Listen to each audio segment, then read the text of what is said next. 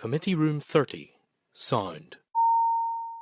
It's warm. It's a bit warm. So, just waiting for confirmation then.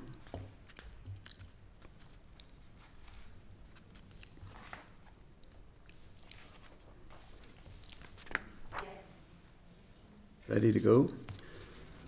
Okay, the meeting now is moving into open session, and we welcome any members of the public that are viewing this session of the Audit Committee. So I have to inform those in the public gallery they can use mobile devices through a Wi-Fi connection, and all devices should be muted. Password details are available on the gallery rules for anyone wanting to connect to the Assembly's Wi-Fi network. 3G and 4G should not be used, and no recording or photographs are to be taken. So, item 4 on the agenda, I have to refer members to the draft minutes of the meeting held on the 28th of May 2025, which are at page 65 of the meeting pack. And can I have agreement that I should sign those minutes as a true record of the meeting? We agreed? Thank you. So, want me to sign these now? Yes, please. Yeah.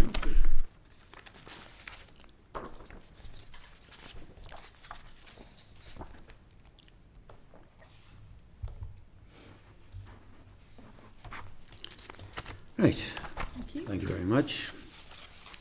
Moving then to the next item is matters arising.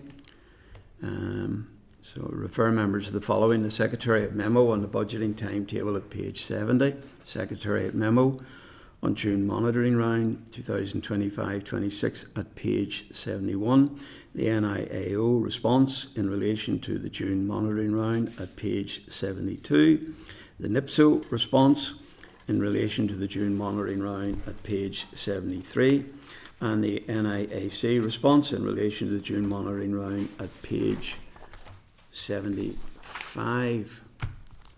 So I need to seek agreement of the committee for the steps set out in the budgeting timetable, which is page 70, which includes an additional committee meeting on the 10th of September to hear evidence from the NIAO, NIPSO and NIAC. So I'm asking members if they are content to note the June monitoring round positions for the NIAO, NIPSO and NIAC, which is on pages 71 to 75. Are they content? Okay, thank you. Moving to the next item of business then is correspondence. I refer members to the item of correspondence from the Committee for Finance at page 79 on the analysis of the 2024-25 outturn and forecast outturn. So I'm asking members if they are content to note this correspondence. Content? Thank you. And refer members to the following items of correspondence in table papers: Secretariat memo in relation to finance bills at page 3, letter from the Department of Finance in relation to its administrative and financial provisions bill at page 5, memo from the Committee for Finance in relation to the administrative and financial provisions bill at page 7, which includes a copy of the bill and EFM, and a memo from the Committee for Finance and the Northern Ireland Fiscal Council bill at page 45, which includes a copy of the bill and the EFM. So I'll ask the clerk maybe to brief the committee on that correspondence. Thank you. Thanks, Chair. Obviously, a lot of paper arrived in table papers yesterday afternoon, so thought it might be helpful just to prepare a short briefing on this. The committee's received correspondence from on the two finance bills and has been asked to provide committee responses on each to the Committee of Finance, but the responses aren't required until October. Starting with the Administrative and Financial Provisions Bill, Department of Finance considers that this is a suitable vehicle for transferring legislative responsibility for appointing an external auditor to the NIAO from DOF to the Assembly.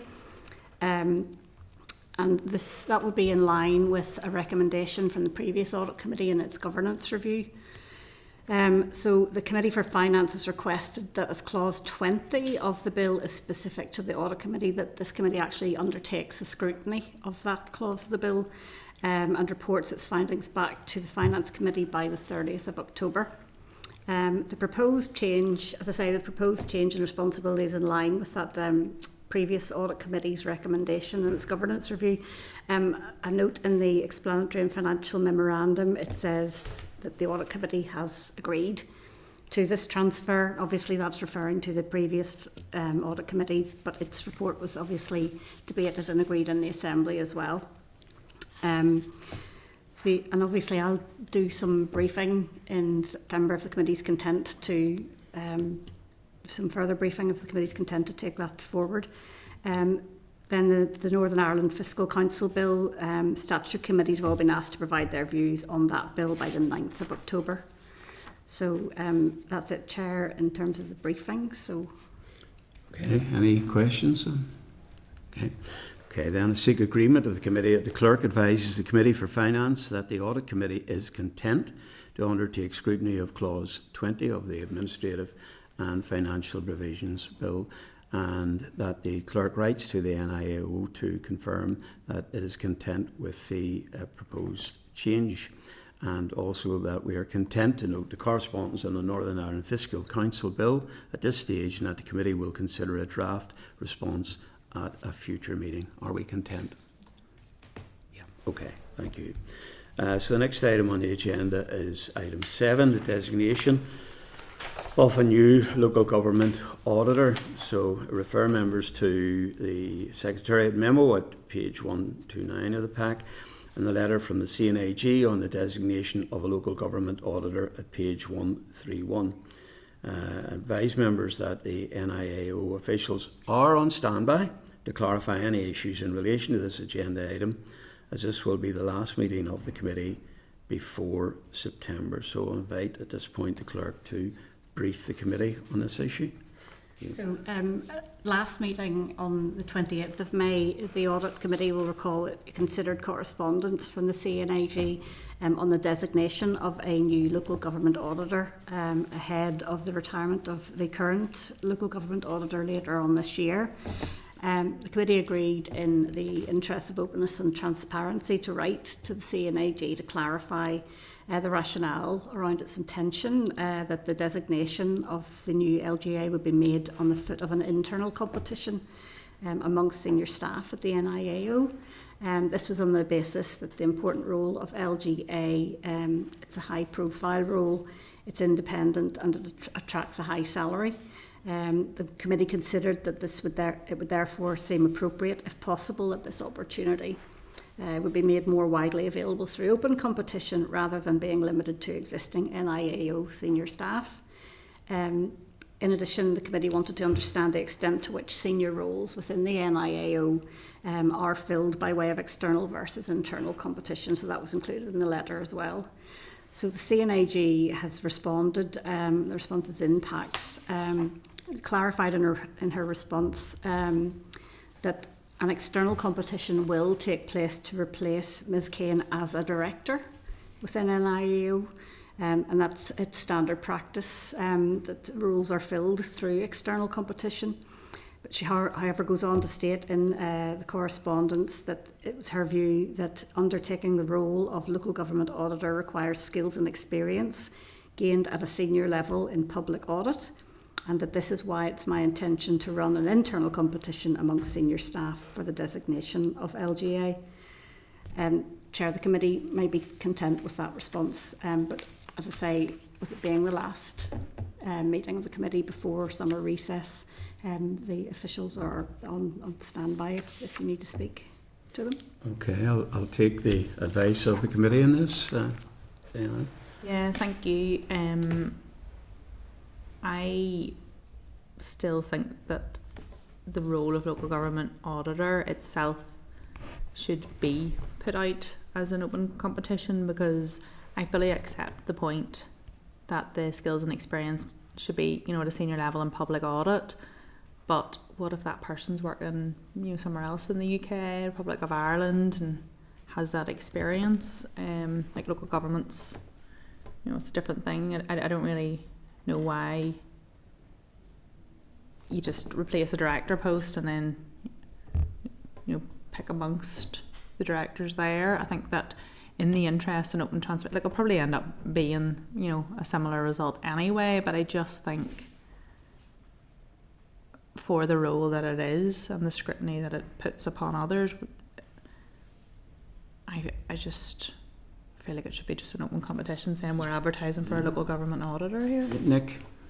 Can I just seek some clarity? And I understand the concerns Diane's raising. There's reference in the letter that the committee's received to the Local Government Northern Ireland Act 2014, providing for the Department for Communities with the consent of the CNAG to designate a member of NIO staff.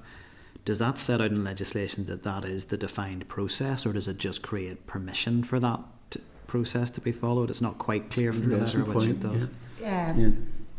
And they may be able to provide clarity on that if you want to call them in, but I believe the legislation says that they may designate from NIAO staff. I believe that's what the legislation states. Yeah. But that doesn't, you know, the person could be recruited in and then designated, would be my reading of the legislation.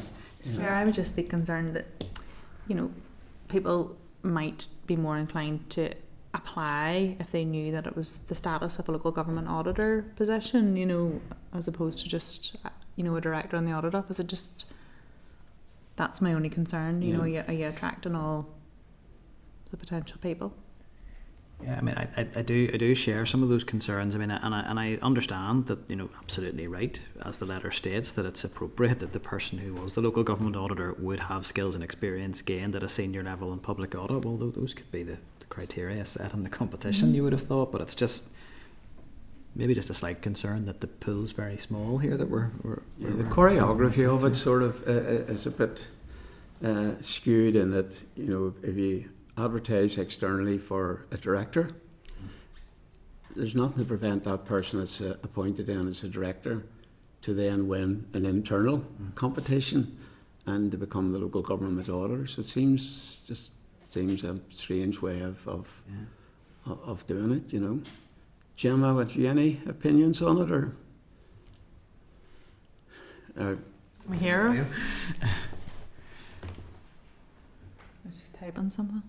Oh, there we go. There we are. There we go. Sorry, thank you. No, I would just agree with Nick in saying that the pool's a wee bit small. So yeah, I would share similar concerns. Yeah. Okay. Well, committee, do you feel maybe we bring the officials in? I think, Nick, that's a very fair question you've asked. So I'll invite you to ask that question. And we don't really expand it really any further than that. I think just seek clarity maybe on that point, or if there's anything else that comes out of what they say then. So if we would bring the officials in. So it's Dorina and Rodney.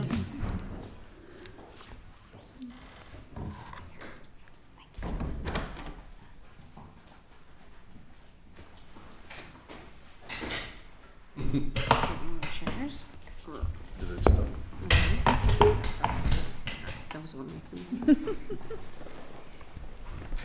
Well, good morning, Dorina. Good morning, Rodney. Thank you very much for sitting outside and waiting on us.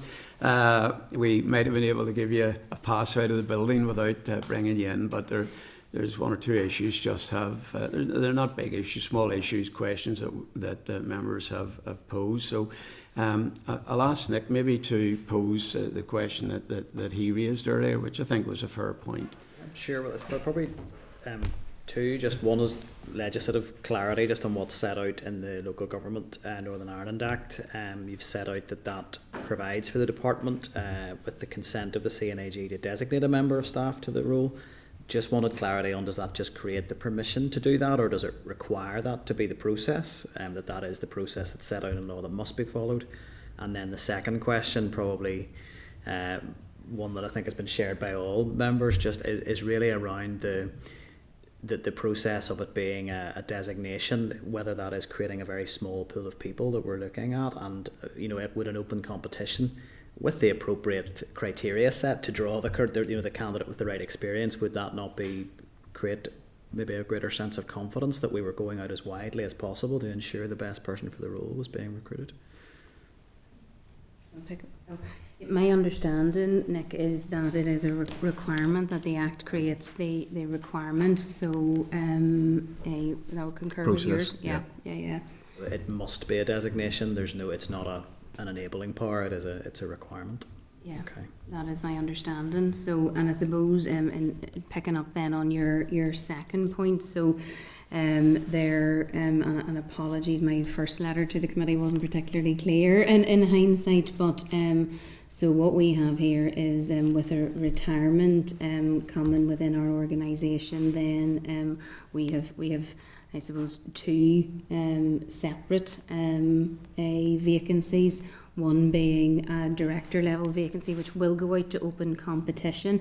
One of the things that I have been considering is whether it would be, you could then advertise that role with the designation attached to it. Thinking about the importance of the role, because it is the local government auditor, the understanding that would come, that is required of both that sector and the understanding of public audit. You are in a small, I suppose, catchment pool. What we have, I do believe that the best thing to do then is to designate that role to someone who has a level of public sector audit experience and a level of experience at a senior public audit level. There would be no guarantees that a new director coming in would have that level of experience.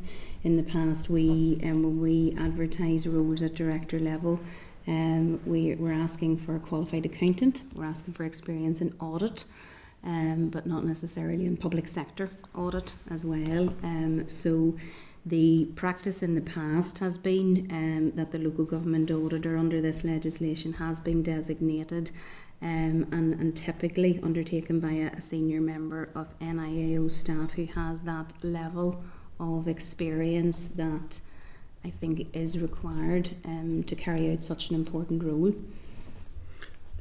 Do you want to add? Would it be an internal competition? I mean, could people within your department all apply for that and go through a process of interview and so forth? It's not just sort of headhunting somebody and say, right, No. Okay. So by competition as well, to see if we haven't tested, how many would have the appetite for it as well. Yes.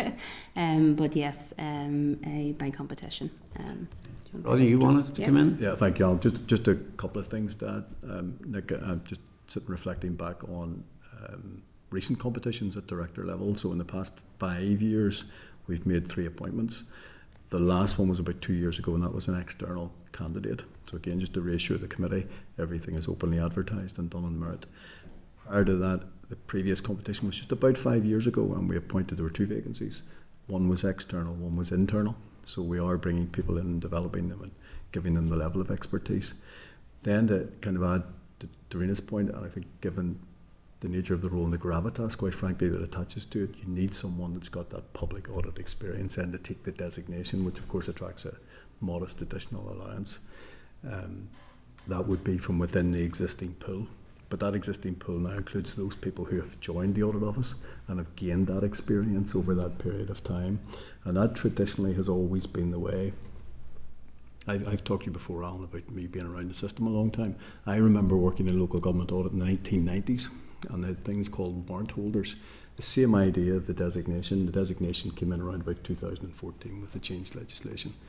And it was always people who had public audit experience that were trusted, is probably the right word to use, to take the judgments that are associated, because the statute provides for some very serious judgments to be taken by a local government auditor, and it was always somebody that had that experience under their belt. But I emphasise that the director role is open recruitment. Okay. Diana? Thank you, and thank you both for being here to speak on it.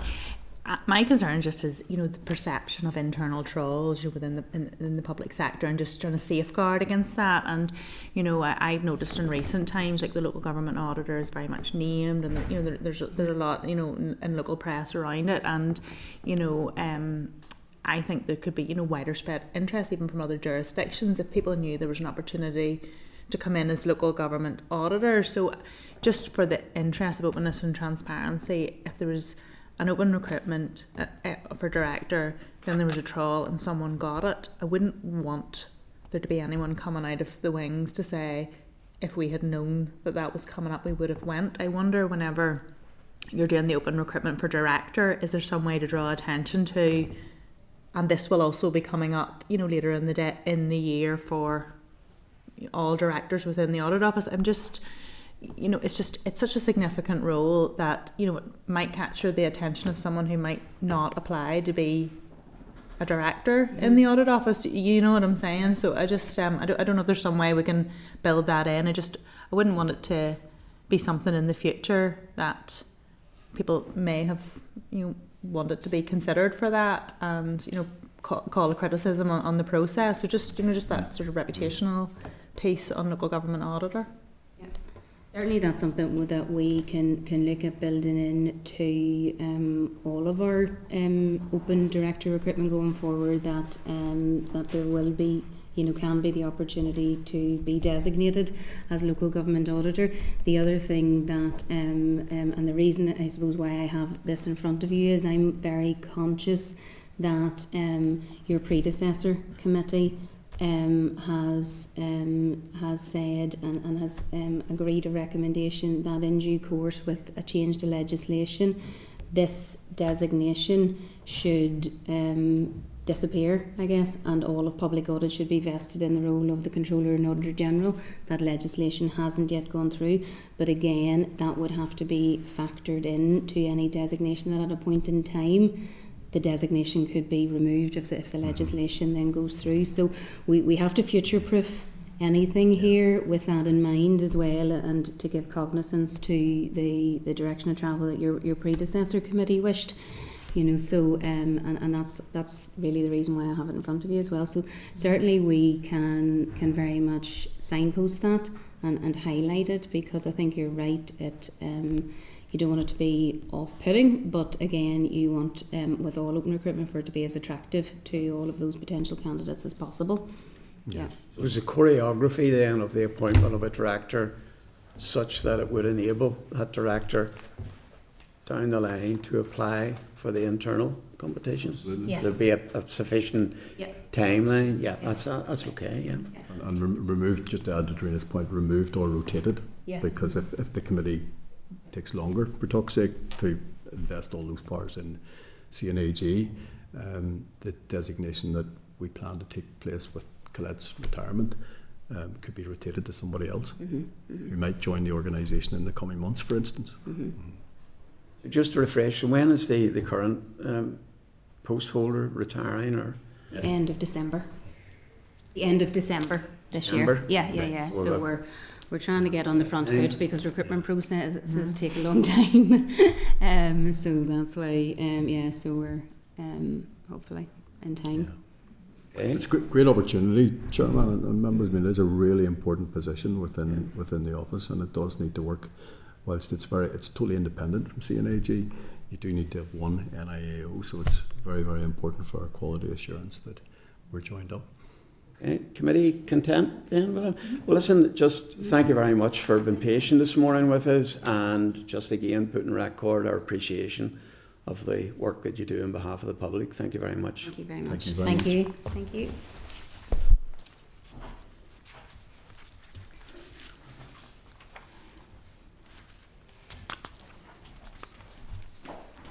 Thank you. Okay, members, I've heard the clarification, so Nick, do you want to just come in and... Yeah, just, I mean, look, I'm content with what I've heard. I do maybe have some concerns, but I think given that this appears to be a requirement of legislation, there may be very little that we can do.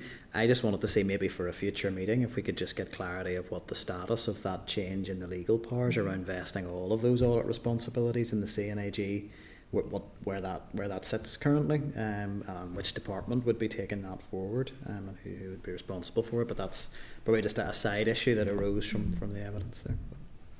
Yeah, and I think that's a fair point, Diane, you made, that the there should be some sort of signposting in the advertisement that, you know, there will be a competition internal further down the line, and that the successful applicant to become a director will have the opportunity to partake in that competition. I think you could scare people off if you didn't give that indication, you know. Okay, so where are we at here? Have we any other questions for the clerk, or are we happy to proceed? Okay, so the next item of business then is any other business.